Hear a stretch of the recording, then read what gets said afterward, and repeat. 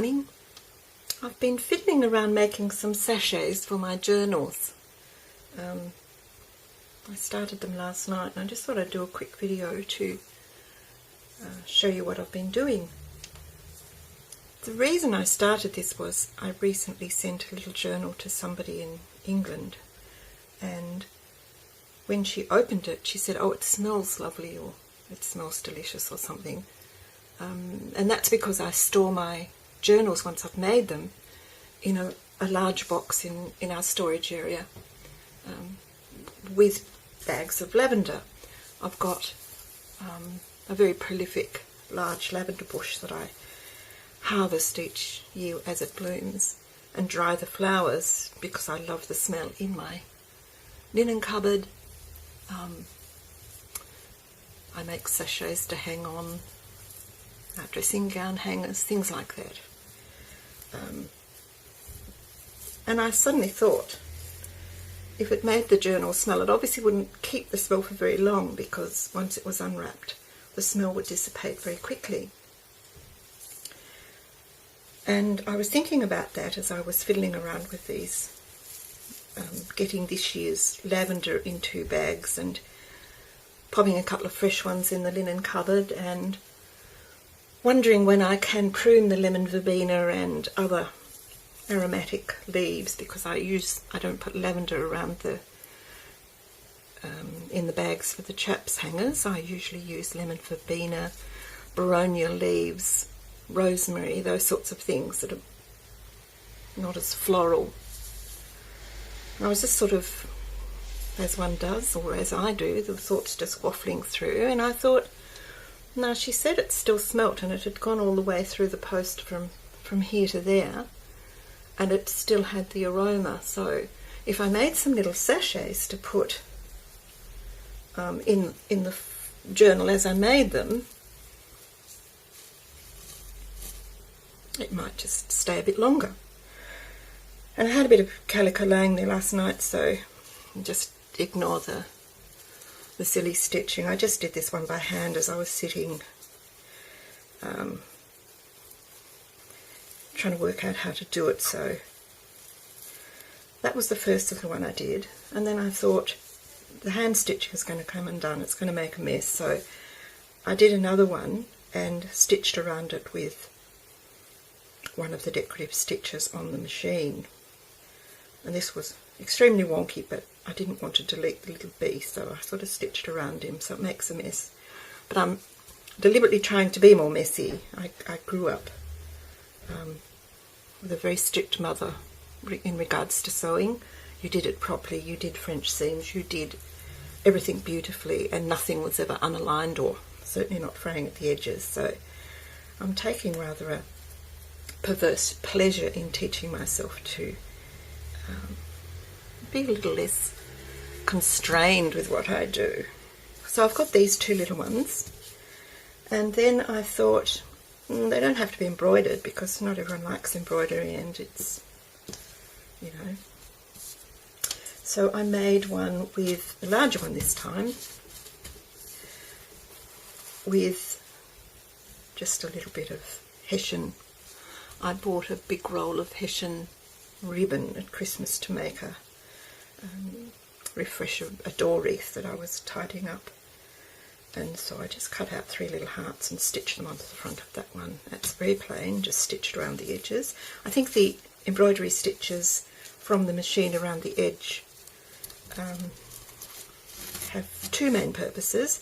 One is they're quite decorative, but they do decrease the risk of the edges fraying past them. With this little one, you know, the stitches are loose and handmade, and it's going to fray past that over time and make a mess. But you know, these simply, it's not going to happen because it's more rows of stitching and it's machine done.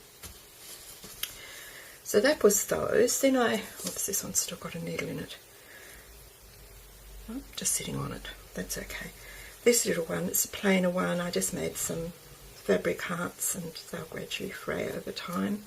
Put a little dangle on it just to make a little flat one, so I was quite pleased with that. And then I got to thinking, I was talking with my sister the other day and discussing various things. I don't know quite how we got onto it, but got onto godparents, and I told her the story of how I was always jealous of my brother's godparents because they religiously turned up when we were youngsters, this is many, many years ago. They religiously turned up on his birthday with a lovely present, and it always stuck in my mind that I knew who my godmother was, or my godparents were, but they didn't produce presents. A little bit of sibling jealousy going on there. But when I started at St Michael's Collegiate School when I was about 12, she did give me a beautiful prayer book that I still have, and about that time Estee Lauder produced Youth Dew perfume, and we got in the mail, or my mother got in the mail from Maya, the department store, a sample of Youth Dew on a little absorbent blottery sort of piece of paper that I immediately purloined and put in my prayer book because I thought the smell was just so exotic and sophisticated. I popped it in my prayer book as a marker, and I think even now that prayer book still smells of Youth Dew, even though the marker has long gone. And I was just thinking over that little conversation and thinking about the permanence of aromas and how well they last. And I thought you could use perfume, and that might be nice, especially if you knew the perfume or the favoured perfume of the person you're making the journal for. You could make a little sachet and pop inside it, just to make it that little bit more individual. So with this little one, I simply got the calico. Oh, here's some bits here ready for the next one. I got some calico squares, a couple of pieces of batting to go inside, stitch inside, and one of these, they're just the little makeup remover pads. I use this quite frequently in my craft room when I'm fiddling around doing things. And I put some perfume on that. Again, Youth Dew. I don't wear it myself, but it was my mother's favourite perfume, and sadly I'd bought her this largish bottle for some occasion, and she lost it. It was in her unit. She lost it. She couldn't find it. And it wasn't until after we were cleaning up, I think I bought her another smaller one to replace it, but it wasn't until we were cleaning up the unit after she'd left it that we found it behind one of her cupboards. It had obviously fallen down behind a dressing table. So that's Mum's bottle of Youth Dew, and it's very old now. But it still smells like Youth Dew, let me tell you. I sprayed a little onto the pad, put it inside the batting, like so, and just sort of quilted it in a funny offhand sort of way, just diagonally made some squares. And it certainly is aromatic. And I was thinking, I just added some little felt flowers and a button. And because I made these just off the cuff without really considering, I thought, are they going to fit? Now I've got this memories journal that I'm about to start using for myself, because I want to see how well this paper binding lasts. I want to check its longevity. I don't want to make a journal for someone else and have it not survive. And it fits very nicely in there, and I thought, well, actually I might just take that large journaling tag out of there and put that somewhere else. So that fits inside that central envelope. So that one's found a home. And, there are many photos of my mother in this little journal, so it's appropriate that it's got her favourite perfume in there. Now these other ones, they're obviously various sizes. This one I've got a large journal that I'm making, that I'll pop that one in. That's already found a home. These smaller ones, I've been checking. I thought, well, this very tiny little one,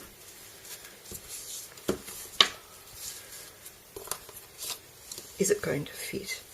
And yes, it does. It fits quite comfortably in the front pocket. Now, if you're making these, obviously you would make them appropriate for the journal that you want. I'm just sort of retrofitting them because that's the way I am. Even this little one, which is a very tight journal, not a lot of spare space, but this does fit down in one of these central pockets.